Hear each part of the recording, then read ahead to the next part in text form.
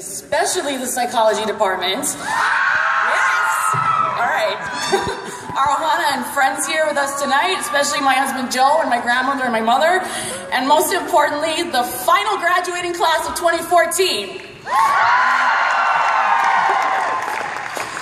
It is my most humble honor to speak before you all on this most auspicious night. Now, in case you haven't noticed by now, this is a commencement. This is the beginning. This is really just the start. And I stand before you tonight a representative of this class. And tonight I'm here to tell you that this is your life. It's yours. It really has only just begun. We are all different people and we all got here in a different way. Some of us had the comfort and pleasure of a predictable path, and some others are just amazed that we're even still standing, that we're even still alive. Now, especially after exams, right? Okay. Now, a lot of these speeches are sanctimonious and self-serving, rambling and vague, or just dreadfully cliche. After editing this damn thing more times than I care to admit, I erased everything I had written and decided just to simply share with you some things I've learned from my experiences up until this point.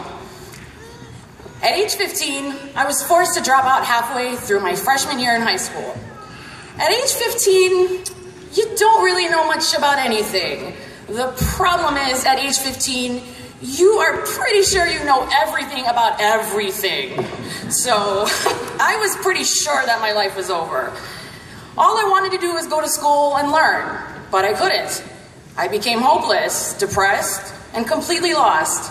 I was convinced that all my dreams of higher education would never come true. I became convinced that I was nothing without an education, and that I was worthless, and that my life would never amount to anything. I gave up on myself.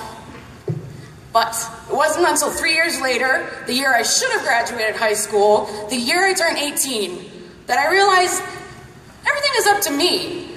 I didn't have any choice over my childhood, but now I was an adult, and the choices were mine. 11 years ago, almost to this day, I received my GED, passing with flying colors, and I decided from that day forward that I was not going to let anything stop me from getting my education.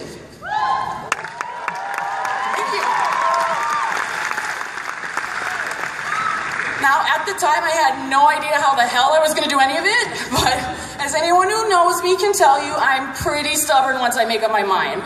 So, it didn't all happen at once. The next year, I excitedly started taking classes at Kapi'olani Community College, but had to withdraw before the semester ended because of health problems. A few months later, my mother and I lost our house and had nowhere to go. So I spent the better part of a year quite literally homeless. This was a huge blow to my confidence. I had thought I had it all figured out, but everything just crumbled all around me. It made me feel like that worthless high school dropout all over again. But I picked myself up and I started working even harder.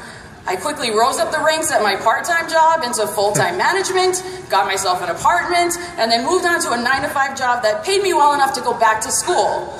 By that point, it had been 4 years since I had to withdraw from college. Since I was working a full-time day job, I needed to go to school at night. Enter Hawaii Pacific University. They had night and online classes that made it possible for me to keep working full-time. Perfect! I applied, I was accepted, and then happily ever after, right? Ha! No. I'd love to tell you that it was all smooth sailing from there, but no. It's taken me 6 years to get here to this podium where, quite frankly, it boggles my mind that I'm speaking to you right now. These past 6 years have been an unbelievable roller coaster of challenges that no one ever sees coming. At the end of my sophomore year, I was in a motor vehicle accident that seriously injured me, preventing me from working for 2 years. This slowed me down on the path to my goal, but I never lost sight of my desire. Time and time again, life has shoved itself into my face and knocked me down, almost as if it was mocking me and my desire to succeed. Life has constantly dared me to give up. Life has given me more challenges than I can speak about here, but through it all, one fact remains. I am still standing, and I refuse to give up.